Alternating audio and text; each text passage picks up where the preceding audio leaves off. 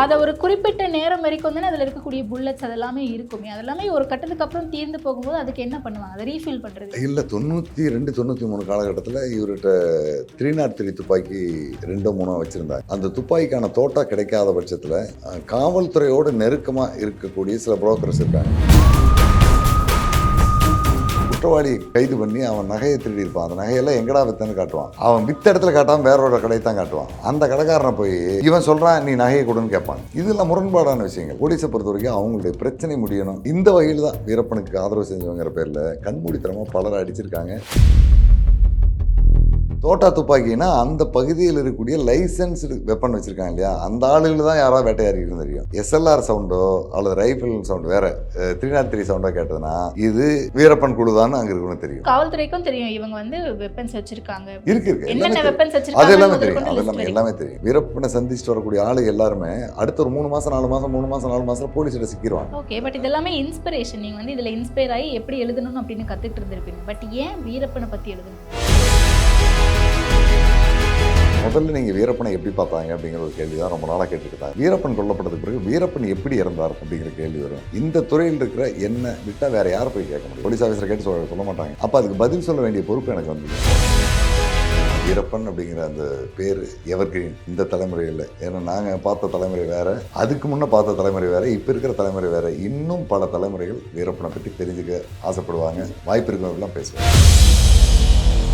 அறுவை சிகிச்சையில் குணம் இது ஆயுட்கால நிவாரணம்.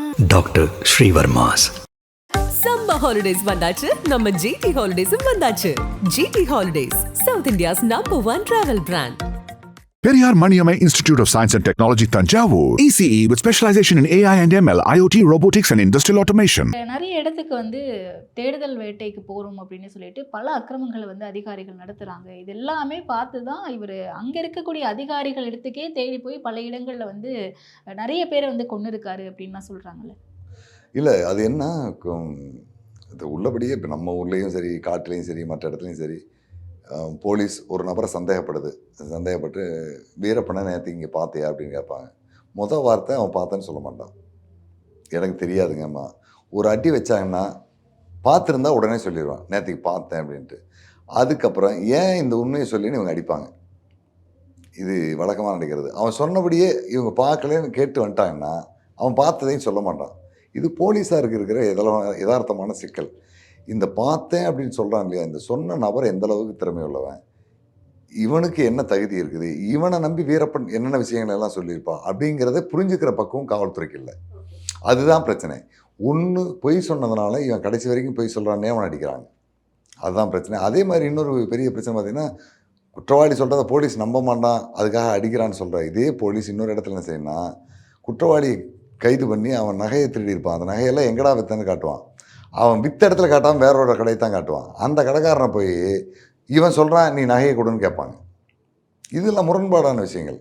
போலீஸை பொறுத்த வரைக்கும் அவங்களுடைய பிரச்சனை முடியணும், அவங்களுடைய டார்கெட் கம்ப்ளீட் ஆகணும் அப்படிங்கிறதுக்காக எந்த அளவுக்கு வேணாலும் போகக்கூடிய அளவுக்கு தான் அப்போ இருந்தாங்க, இப்போவும் அந்த அளவுக்கு தான் இருக்காங்க. ஓகே, இந்த வகையில் தான் வீரப்பனுக்கு ஆதரவு செஞ்சவங்கிற பேரில் கண்மூடித்தனமாக பலரை அடிச்சிருக்காங்க, பலரை சுற்றி கொண்டிருக்காங்க. இந்த தாக்குதல்களை ஒட்டி தான் அவர் வந்து அதிகாரிகள் மேல கோபம் கொண்டு அவங்கள பழி வாங்கணும் அப்படின்ட்டு அடிக்கிறதுக்காக போறாரு.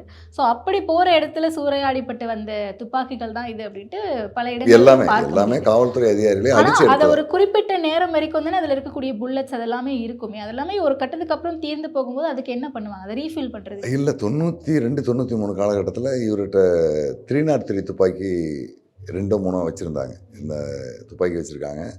அந்த துப்பாக்கிக்கான தோட்டா கிடைக்காத பட்சத்தில் காவல்துறையோடு நெருக்கமாக இருக்கக்கூடிய சில புரோக்கர்ஸ் இருக்காங்க. ஓகே, அவங்க மூலமாக இவர் வாங்கியிருக்கார். அது என்ன சிக்கல்னு பார்த்தீங்கன்னா, காவல்துறையினுடைய ஆயுதப்படை பிரிவில் இருக்கிறவங்களுக்கு ஒரு ஆண்டுக்கு 40 தோட்டா 50 தோட்டா மாதிரி கொடுத்து அவங்களுக்கு பயன்பாட்டில் வச்சுக்க சொல்லுவாங்க. கடைசி அதை வெடிச்சிடணும். அந்த ஆண்டு முடிச்சதுக்கு பிறகு அது புது தோட்டா வாங்கி அந்த பழசு பூரா ஃபயர் பண்ணிடணும். அப்படி பண்ணாமல் 10 20 30 எடுத்துகிட்டு வந்து இந்த ஆள்கிட்ட கொடுத்துருவாங்க. ஒரு தோட்டா 20 ரூபா 30 ரூபாய் மாதிரி ரேட்டில் விற்றுருவாங்க. அவன் எல்லாம் மொத்தமாக வாங்கி எடுத்துகிட்டு போய் வீரப்பாண்ட கொடுத்துறாங்க. இந்த மாதிரி நடந்திருக்கு. அப்படி ஒரு 2 முறையோ 3 முறையோ 303க்கான தோட்டம் வாங்கியிருக்கார். அது தவிர மீதி எல்லாமே அவர் பயன்படுத்தினது போலீஸாருக்கு எதிராக பயன்படுத்தும் போது மட்டும்தான் அந்த எஸ்எல்ஆர் 303 பயன்படுத்துவாங்க. மற்றபடி அவங்க வேட்டைக்கு மற்ற நேரங்களில் பயன்படுத்துறதுக்கு தோட்டா துப்பாக்கியை பயன்படுத்துவாங்க. அதில் ஒன்றும் பிரச்சனை இல்லை. தோட்டா எல்லாமே வெளியில் கிடைக்கும், கள்ளச்சந்தையில் வாங்கிடுவாங்க. போலீஸாரிடமிருந்து எடுத்த ஆயுதங்களுக்கான தோட்டாக்களை போலீஸாரிடமிருந்து தான் வாங்கியிருக்காரு. இப்போ தனித்தனியாக கேட்டகரைஸ் பண்ணி வச்சுருக்காங்க. ஹண்டிங்னா ஹண்டிங்க்கு தனியாக இந்த துப்பாக்கி தான் பயன்படுத்தணும் அப்படின்ட்டு. தவிர்க்க முடியாத எமர்ஜென்சியாக சில நேரங்களில் ஆபத்தாக வரும்போது மட்டும் 303 யூஸ் பண்ணுவாங்க. மற்றபடி வேட்டைக்குன்னு போகிறது எல்லாமே நாட்டு துப்பாக்கி அல்லது தோட்டா துப்பாக்கி தான். எஸ்எல்ஆரை பயன்படுத்த மாட்டாங்க, 303 பயன்படுத்த மாட்டாங்க. ஏன்னா எந்த காட்டுக்குள்ளே ஒரு இடத்துல 303 துப்பாக்கி வெடித்தாலும் அந்த பகுதியில் இருக்கிற மக்களுக்கும் வேட்டைக்காரனுக்கும் இது நாட்டு துப்பாக்கியா தோட்டா துப்பாக்கியா போலீஸார் பயன்படுத்தக்கூடிய துப்பாக்கியின் சத்தமாங்கிறது தெரிஞ்சிடும். அப்போ நாட்டு துப்பாக்கியுடைய சத்தமாக தான் யார் வேணாலும் வேட்டையாடுவாங்கன்னு விட்டுருவாங்க. ஓகே. தோட்டா துப்பாக்கினா அந்த பகுதியில் இருக்கக்கூடிய லைசன்ஸ்டு வெப்பன் வச்சுருக்காங்க இல்லையா, அந்த ஆளுகள் தான் யாராவது வேட்டையாடின்னு தெரியும். எஸ்எல்ஆர் சவுண்டோ அல்லது ரைஃபிள் சவுண்டு வேறு 303 சவுண்டோ கேட்டதுன்னா இது வீரப்பன் குழுதான்னு அங்கே இருக்கணும்னு தெரியும். அந்த தகவல் போலீஸுக்கு போயிடும். அதனால் இவங்க அதை பயன்படுத்தவே மாட்டாங்க. ஆனால் காவல்துறைக்கும் தெரியும் இவங்க வந்து வெப்பன்ஸ் வச்சுருக்காங்க, இருக்கு என்னென்ன வெப்பன்ஸ் அது வச்சுருக்காங்க, எல்லாமே தெரியும். அது எல்லாமே தெரியும், எல்லாமே தெரியும். ஏன்னா வீரப்பனை சந்திச்சுட்டு வரக்கூடிய ஆளுங்க எல்லாருமே அடுத்த ஒரு 3 மாதம் 4 மாதம் 3 மாதம் 4 மாதத்தில் போலீஸில் சிக்கிடுவாங்க. அவங்க அதை எல்லாமே டேட்டாவை எடுத்து வச்சுருக்காங்க. அதாவது 93 நான் முதன்முறையாக வீரப்பனை சந்திக்கும் போது வாழங்குடி பள்ளம்ங்கிற ஒரு இடத்துல சந்திக்கிறேன். நான் சந்திக்கும் போது என்னோட யாரெல்லாம் வந்தாங்க, அவங்க வீரப்பனோட என்னெல்லாம் பேசினாங்க, நான் பார்த்து ஒரு 3-4 பேரை பார்த்துருப்பேன்னா அவங்க 15 பேர் வந்திருக்காங்க. அந்த 15 பேருடைய பேர், அவங்களுக்கு எல்லாம் வீரப்பன் எவ்வளோ பணம் கொடுத்தாரு, எவ்வளோ வாங்கிட்டு போனாங்க, நான் அங்கே என்ன செஞ்சுக்கிட்டு இருந்தேன் அப்படிங்கிறது எல்லாமே அவங்ககிட்ட இருந்து தரவுகளை வாங்கி இவங்க பதிவு பண்ணி வச்சுருக்காங்க. என்னோட காவல்துறை அதிகாரிகள் பேசிட்டு இருக்கும்போது உங்களையும் கூப்பிட்டுருப்பாங்கல்ல சார் இன்வெஸ்டிகேஷனுக்கு? பேசினாங்க. நான் இது எல்லாமே நான் சரியாக சொல்லுவேன். நான் போனேன், எங்கே போனேன், என்ன பேசுன்னு சொல்லுவேன். அவங்க வச்சுருக்க ரிப்போர்ட்டோட சரியாக வரும். அதனால் என்ன அவங்க ஒரு பெரிய பிரச்சனையெல்லாம் எடுத்துக்கல. இதையெல்லாம் செஞ்சுருப்பாங்கங்கிறது எனக்கு அங்கே போன பிறகு தான் தெரியும். எஸ்டிஎஃப் ஆஃபீஸரோடு உட்காந்து பேசும்போது தான் என்னுடைய ஹிஸ்ட்ரியெல்லாம் வச்சுருக்கோம். அதனுடைய லிஸ்ட்டு என்கிட்ட கூட இருக்குது. 93 2001 வரைக்கும் வீரப்பனுடைய மூமெண்ட் எங்கெங்கே போச்சு, எங்கெங்கே இருந்தது அப்படிங்கிறதெல்லாம் அடையாள குறியீடுகளோடு அங்கங்கே வச்சுருக்காங்க. அதில் ஒரு சில மாதங்கள் அவங்ககிட்ட இல்லை. அது அந்த இடத்துல அவங்க என்ன செஞ்சாங்கிறதுக்கான ஆள் என்ன அவங்க பிடிக்கல. பிடிச்சி விசாரிச்சாங்கன்னா அதுவும் தெரிஞ்சிடும். அந்த பிடிக்கிற காலம் அவர் சந்திச்சுட்டு போன ஒரு 3-4 மாதத்துக்கு பிறகு, 1 வருஷத்துக்கு பிறகு, 2 வருஷத்துக்கு பிறகு கூட பிடிச்சிருப்பாங்க. பிடிச்ச உடனே அந்த இடத்துல நடந்த நிகழ்வுகளை ஃபில் பண்ணிடுவாங்க.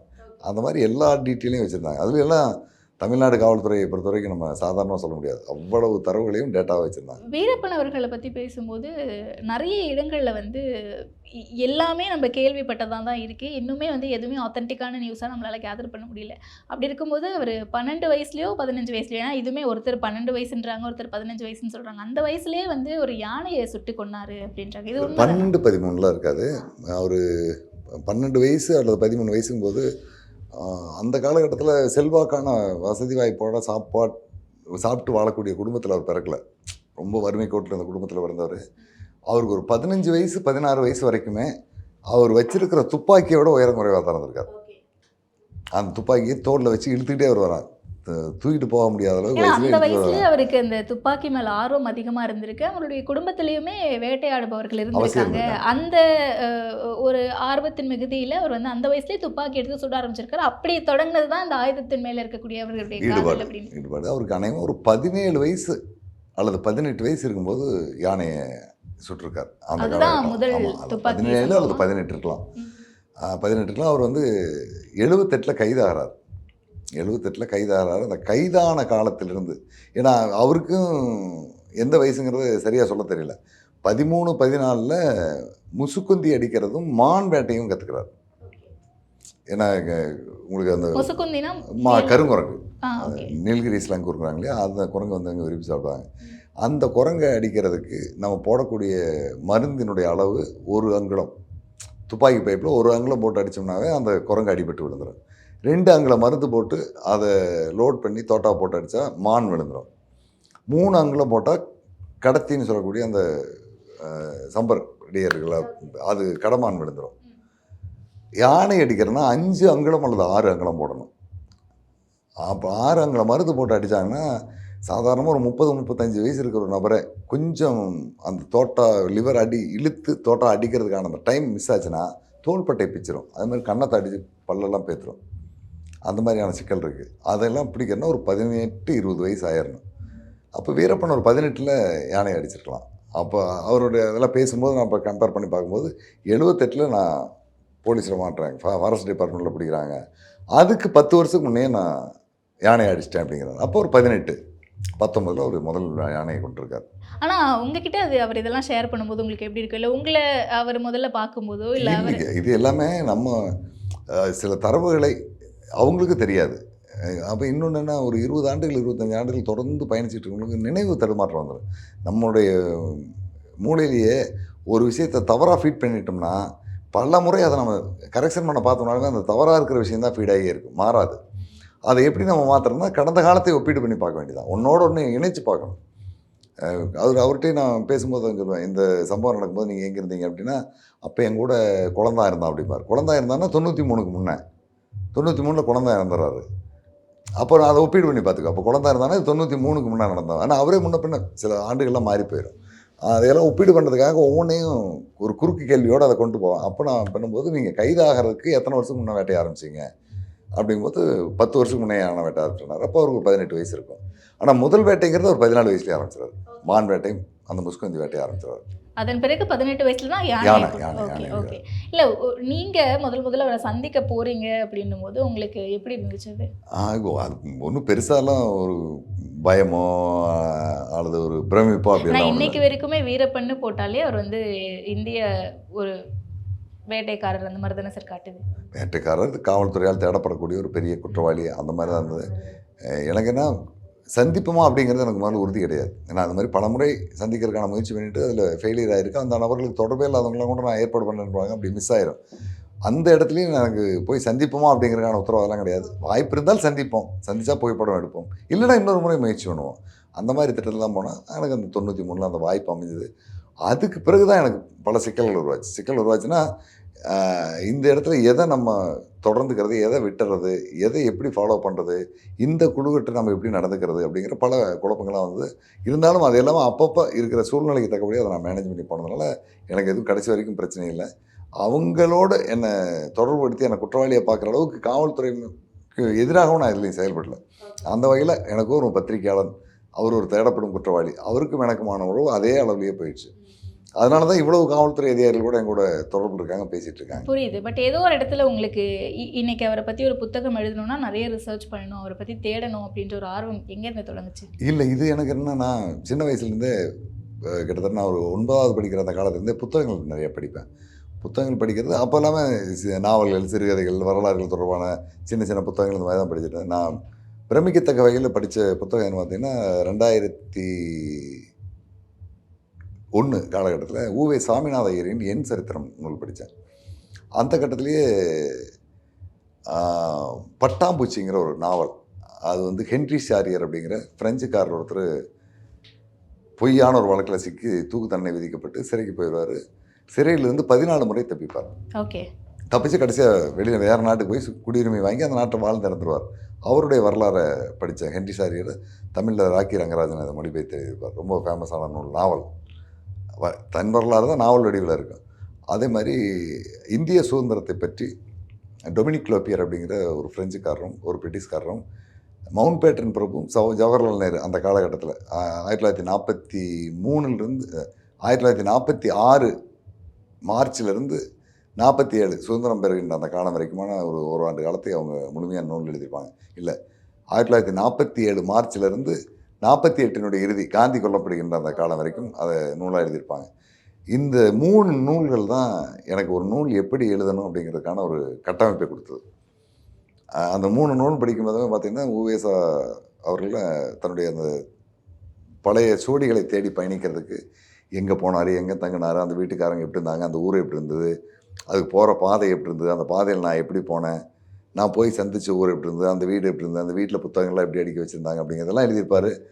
அதை படிக்கும்போது பார்த்திங்கன்னா நம்மளே அதுக்குள்ளே பயணிக்கிற மாதிரி இருக்கும். ஆமாம், அந்த இமேஜினேஷன் அது எனக்கு ரொம்ப ஈடுபாடாக இருந்தது. அதே மாதிரி ஹென்ரி ஷாரியருடைய பட்டாம்பூச்சி படிக்கும்போது அதே மாதிரி தான். அவர் அந்த வனாந்திரமான தீவுகளுக்குள்ளே கடலுக்குள்ளே இருக்கிற ஆறுகள், இதில் பயணித்தது, கப்பலில் போனது, அங்கே அவங்க சந்தித்த மனிதர்கள் எல்லாத்தையும் அவர் ரொம்ப நேர்த்தியாக எழுதியிருப்பார். அதுவும் என்ன ரொம்ப ஈர்த்தது. ஓகே. பட் இதெல்லாமே இன்ஸ்பிரேஷன். நீங்கள் வந்து இதில் இன்ஸ்பயர் ஆகி எப்படி எழுதணும் அப்படின்னு கற்றுட்டு இருந்திருப்பீங்க. பட் ஏன் வீரப்பனை பற்றி எழுதணும்? இல்லை, வீரப்பனை பற்றி எழுதணும்னா எனக்கு அந்த வேலையை எடுக்கணுங்கிற அவசியம் கூட இல்லை. வேறு யாராவது என்னை பற்றி அதிகம் தெரிஞ்சிருந்தாங்கன்னா அல்லது வேறு யாராவது அதை செய்வாங்கங்கிற நம்பிக்கை இருந்ததுன்னா நான் அதை செஞ்சுருக்க வேண்டிய அவசியம் இருந்திருக்காது. இதை செய்வதற்கு வேறு ஆள் இல்லை.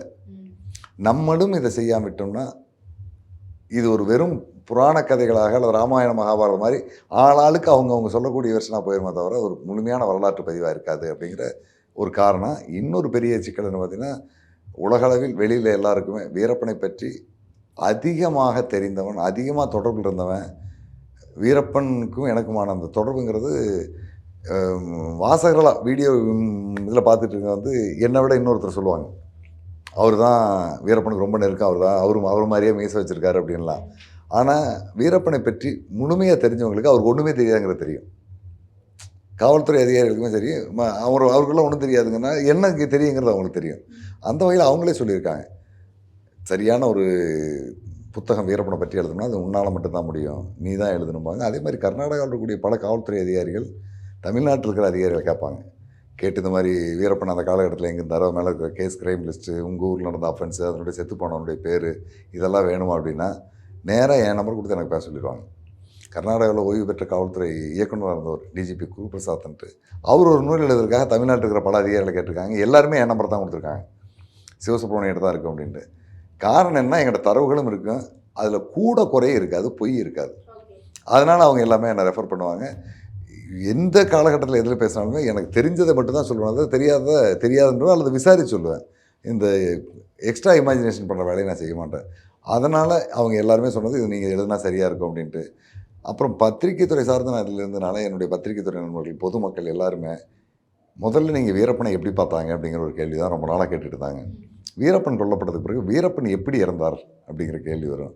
இந்த துறையில் இருக்கிற என்னை விட்டால் வேறு யாரை போய் கேட்க முடியும்? போலீஸ் ஆஃபீஸரை கேட்டு சொல்ல மாட்டாங்க. அப்போ அதுக்கு பதில் சொல்ல வேண்டிய பொறுப்பு எனக்கு வந்தது. அதன் காரணமாக தான் நான் வீரப்பனை பற்றி எழுத ஆரம்பித்தேன். எழுதும்போதே எனக்கு தெரியும், இது ஒரு பெரிய சிக்கல் வரும், இதில் பல எதிர்ப்புகளை எதிர்கொள்ள வேண்டி வரும், இதில் என்னுடைய தன்மானத்தை பல இடங்களில் இழந்து போக வேண்டி வரும், எனக்கு பல்வேறு விதமான சிக்கல்லாம் வரும் அப்படிங்கிறது தெரிஞ்சது. இருந்தாலும் நான் மனசாட்சிப்படி அதில் நேர்மையாக எழுதணும் அப்படிங்கிற முடிவில் போனேன். ஒரு 90% அதை நான் நேர்மையாக எழுதியிருக்கேன். நான் வீரப்பன் தொடர்பான அந்த நூல் எழுதணுங்கிறதுக்காக, வீரப்பன் வாழ்ந்ததும் வீழ்ந்ததும் 4 தொகுதி நூல் எழுதி முடித்து வெளியிடுறதுக்கு நான் ஒரு 1000 பேருக்கு மேலே சந்திச்சிருப்பேன், நேர்காணல் எடுத்திருப்பேன், ஒரு 3000 பேரை சந்திச்சிருப்பேன். இதில் என்னோடு முதல்ல பேச முடியாதுன்னு சொன்னவங்க எல்லாமே 3-4 வருஷத்துக்கு பிறகுலாம் பேசியிருக்காங்க. ஒரு 5-6 வருஷத்தில் அவங்களோட தொடர்பு இருந்திருக்கேன். ஒரு சிலர்கிட்ட தொடர்ந்து போய் பேசிகிட்டே இருப்பேன், நான் எதுவுமே கேட்க மாட்டேன். அவன் வர்றேன், பேசுகிறேன், டீ சாப்பிட்றோம், போயிட்டு இருக்கேன், எதுக்கையா வந்தேன் அப்படின்னு கேட்பாங்க. கேட்டதுக்கு பிறகு தான் நான் அந்த விஷயத்தை சொல்லுவேன். அந்த மாதிரியான சூழ்நிலாம் உருவானதுக்கு பிறகு அவங்ககிட்ட பேசினேன். 2 பேர் என்கிட்ட பேசலை. 2 பேர்னா கர்நாடகாவுடைய வனத்துறை கன்சர்வேட்டராக வந்து ரிட்டையர்ட் ஆன ஒருத்தர் சீனிவாசன், அவர் பேச மறுத்துட்டார்.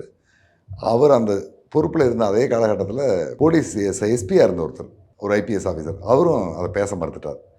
அதனால் அந்த 2 பேருடைய அவங்க பேச மறுத்துட்டாங்க. நான் என்ன கேள்வி கேட்டேங்கிறதே அந்த நூலில் பதிவு பண்ணிட்டேன். அது அவங்களுக்கும் தெரியும். அதே மாதிரி ஹர்லங்கர் அப்படிங்கிற ஒரு டிஐஜி அப்போ இருந்தவர், அவர்கிட்ட நான் பேச முயற்சி பண்ணேன். ஆனால் அவருக்கு அப்போ நினைவிழந்த நிலையில் இருந்துகிட்டு இருந்தார். அதனால் அவர்கிட்ட என்னால் பேச முடியல. மற்றபடி நான் யாரெல்லாம் சந்திக்கணும், யாரெல்லாம் பார்த்து பேச நினச்சேன்னா எல்லாரையும் பேச முடிஞ்சது. பேசுகிறதுக்கு எல்லாமே ஒத்துழைப்பு கொடுத்தாங்க, சரியான தரவுகளையும் சொன்னாங்க. நிறைய பேர் பொய் சொல்லியிருக்காங்க, அது எல்லாமே அதில் நீக்கிட்டு சரியான தரவுகள் யார் சொன்னாங்களோ அதை மட்டும் தான் பதிவு பண்ணியிருப்பேன். அந்த வகையில் தான் இந்த நூல் ஒரு சிறந்த நூலாக எல்லாராலும் பார்க்கப்படக்கூடிய ஒரு நூலாக வந்திருக்கு. ஓகே, ஒரே ஒரு நிறைவான கேள்வி. வீரப்பன் அவர்கள் இறக்கும்போது அவர் முகத்தில் மீசை கிடையாது. அந்த மீசை இல்லாததை பார்த்து இவர் தான் ஏ1 அப்படிங்கிறத கண்டுபிடிக்கிறதுலேயே நிறைய பேருக்கு சிக்கல் இருந்திருக்குன்னு சொன்னீங்கல்ல, எப்படி எடுத்திருப்பாங்க? இல்லை, அதில் குறிப்பாக சொல்ல வேண்டியதுன்னா அந்த கையெறி குண்டு அவர் டெமோ பார்க்கும்போது வெடித்தது அப்படின்னா, அந்த குண்டு பிளாஸ்ட் ஆகும்போது இவருடைய நெஞ்சில் இருந்த முடியும் முகத்தில் இருந்த மீசையும் லேசாக கரிகிறது. ஓகே, அது ஒரு நெருப்பு அல்லது நெருப்பு இல்லாத ஒரு வெப்பம் கூட அந்த குண்டுலேருந்து பரவிடலாம். அதன் மூலமாக இவருடைய மீசையும் லேசாக கரிகிறது, சுருண்டுறது, அந்த முடி நெஞ்சில் இருந்த முடி எடுத்துருது. இதனால் மீசையை எடுத்துடுறாங்க, ட்ரிம் பண்ணி சாதாரண மீசை எடுத்துடுறாங்க. சேத்துக்குழிக்கும் அதே மாதிரி இருந்திருக்கு. வீரப்பனுடைய கையில் 2 இடத்துலையுமே கருகி போயிருக்கும். அது நெருப்புப்பட்ட காயமாக இருக்காது, அது வந்து சிவப்பாக இருக்கும். இது பார்த்திங்கன்னா ஒரு குண்டு வெடித்து அதுலேருந்து கரித்துகள்லாம் கையில் ஒட்டியிருக்கும். 2 விரல்லையும் அந்த காயம் இருக்கும். அது ஃபோட்டோவிலையும் ஒரு முறை எடுத்த ஃபோட்டோ இருக்குது. அதாவது இரவு 12:30 மணிக்கு பத்திரிக்கை, முதல்ல 2:30 மணிக்கு ப்ரெஸ் ரிப்போர்ட்டர் இல்லாமல் ஃபோட்டோ எடுக்க அனுமதிக்கிறாங்க. அப்போ அந்த ஃபோட்டோவில் ஒரு கை 2 வெளியில் இருக்கும், அந்த தீஞ்சு போன காயம் தெரியும். 3:30 மணிக்கு பிறகு ஃபோட்டோ எடுக்கிறப்பறம் கையை தூக்கி அந்த கருப்பு துணிக்குள்ள விட்டுருவாங்க. அதில் தெரியாது. அந்த 2:30 மணிக்கு எடுத்த ஃபோட்டோவை நண்பர்கள்ட்ட வாங்கி பார்த்தது. அது அப்போ எனக்கு அதை பற்றி தெரியல. அது பின்னால் இதெல்லாம் ஆய்வு பண்ணி 2021 நான் நூல் எழுதும்போது தான் இதில் தான் அது நடந்திருக்குன்னு தெரியும். அப்போ தான் மீசை கறி இருக்குது, அதை கட் பண்ணி எடுத்துறாங்க. அதுக்கு பிறகு போஸ்ட்மார்ட்டம் பண்ண டாக்டர் கூட 5 பேர் இருந்திருக்காங்க. சண்முகசுந்தரம், முனிராஜ், எருமக்காரர் வீட்டு சின்னசாமி அப்படிங்கிற ஒரு 5 ஊழியர்கள் இருந்திருக்காங்க. 5 பேரையும் விசாரித்தேன். 5 பேருமே சொன்னதுன்னா, நாங்கள் ஒவ்வொரு உடலையும் போஸ்ட்மார்ட்டம் பண்ணும்போது அந்த துப்பாக்கி குண்டு பட்ட இடங்களை எல்லாம் மார்க் பண்ணுறதுக்காக உடலை முழுமையாக சேவ் பண்ணுவோம். ஆனால் இந்த 4 பேர் உடலை நாங்கள் சேவ் பண்ணுற வேலையே இல்லை, போலீஸார் கொண்டு வரும்போதே சேவ் பண்ணி கொண்டு வந்துட்டாங்க அப்படின்னாங்க. ஓகே, இது சும்மா 19 ஒரு கதையை நம்ம சொல்லிட முடியாது. புரியுது. அவ்வளவுக்கும் தரவுகளை எடுத்து வச்சு தான் சொல்ல முடியும். அந்த அடிப்படையில் அந்த போஸ்ட்மார்ட்டம் டீமில் இருந்த டாக்டர்களை அவங்களுக்கு என்ன வெர்ஷன் தெரியுமோ அதை மட்டும் கேட்டேன். இவங்களுக்கு என்ன வெர்ஷன் தெரியுமோ அதை கேட்கணுங்கிறல. அப்படியே அவங்களோட பழகும்போது அந்த பாடி வந்தால் எப்படி இருந்ததுன்னு ஒரு நாள் 2 நாள் 3 நாள் தொடர்ந்து அவங்களோட பேசும்போது அவனு சொல்லிட்டாங்க, நாங்கள் அவங்க உடம்பு சேவ் பண்ண வேண்டிய வேலை இல்லை, போலீஸே சேவ் பண்ணி கொண்டு வந்துட்டாங்க, அதனால் எங்களுக்கு வேலை சீக்கிரம் முடிஞ்சிருச்சு அப்படின்னாங்க. இந்த அளவில் தான் இவர் இப்படி தான் இறந்துருக்காருங்கிறத நான் உறுதியாக சொல்ல முடிஞ்சது. Okay okay. ஸோ ஏன்னா இந்த ஒரு மீசை நாளில் வீரப்பனுக்கு மீசை மட்டும் எடுக்கப்படவில்லை, உடம்பிலிருந்து எல்லா முடிகளையும் ரிமூவ் பண்ணிடுறாங்க. ஓகே ஓகே, கருகி போனதுனால. ஓகே, ஸோ அதுதான் அது நெஞ்சில் முடி கருகி இருந்ததுன்னா கீழே இருந்த முடி பாதுகாப்பாக இருந்திருக்கும். சட்டையினுடைய அந்த பட்டன் ஏரியாவில் இருக்கிறது மட்டும் பாதியை கருகி விட இருக்கும், முடியாது, அதை விட முடியாது. அதனால் முழுமையாக எடுத்துட்டாங்க. முழுமையா புரியுது. முழுமையாக எடுத்துட்டாங்க. அப்போ ஒரு ஆளுக்கு எடுத்து இன்னொரு ஆளுக்கு எடுக்கலாம் பிரச்சனை இல்லையா? அதனால் 4 பேருடைய உடம்புலையுமே போஸ்ட்மார்ட்டம் செய்யக்கூடிய ஊழியர்கள் சேவ் பண்ணுறதுக்கான வேலை இல்லாமல் இவங்களே சேவ் பண்ணி கொண்டு போயிடுறாங்க. இதில் தான் வீரப்பனுக்கு மீசை இல்லாததுக்கான காரணம். புரியுது. நிறைய ரிசர்ச் பண்ணி நீண்ட ஆண்டு காலம் இருந்து தான் நீங்கள் அந்த புத்தகத்தை எழுதிருக்கீங்க. ஆமாம், அதே மாதிரி நான் 1000 பேரை சந்தித்து அந்த நூல் எழுதி வெளியில் வந்து இப்போ 4 ஆண்டுகள் ஆகிட்டது. அது ஓரளவுக்கு எல்லாம் படிச்சுட்டு இருக்காங்க. இதுவரைக்கும் அந்த நூல் குறித்து நான் எழுதுனதில் இது தவறாக இருந்ததுன்னு என்கிட்ட நேர்காணல் கொடுத்த ஒருத்தரும் சொல்லலை. அந்தளவுக்கு அது சரியாக இருந்திருக்கு. அவங்களுக்கு என்ன தெரியுமோ அதை மட்டுமே நான் எழுதியிருக்கிறேன், தவிர கூடுதலாக எங்கேயும் கொண்டு போகல. அதனால் அதுக்கு வந்து எதிர்ப்பில்லாமல் அந்த நூல் போயிட்டுருக்கு. புரியுது புரியுது. அதே மாதிரி இந்த ஒரு மணி நேரம் நேர்காணலில் இவரை பற்றி முழுமையாக பேசிட முடியாதுன்னு நான் நினைக்கிறேன். அடுத்தடுத்து இன்னும் விரிவாக இன்னும் நிறைய சுவாரஸ்யமாக பேசுவோம். கண்டிப்பாக. நன்றி சார். வீரப்பன் அப்படிங்கிற அந்த பேர் எவர்கிரீன் நிச்சயமா. இந்த தலைமுறையில். ஏன்னா நாங்கள் பார்த்த தலைமுறை வேறு, அதுக்கு முன்னே பார்த்த தலைமுறை வேறு, இப்போ இருக்கிற தலைமுறை வேறு. இன்னும் பல தலைமுறைகள் வீரப்பனை பற்றி தெரிஞ்சுக்க ஆசைப்படுவாங்க. வாய்ப்பு இருக்கிறவர்கள்லாம் பேசுவோம். நிச்சயமா சார். நன்றி சார். அறுவை சிகிச்சையில் குணம் இது ஆயுட்கால நிவாரணம். Dr. Srivarmas. சம்மர் ஹாலிடேஸ் வந்தாச்சு, நம்ம ஜிடி ஹாலிடேஸும் வந்தாச்சு. GT holidays, south India's #1 travel brand. Periyar Maniamai Institute of Science and Technology, Tanjavur. ECE with specialization in AI and ML, IoT, robotics and industrial automation.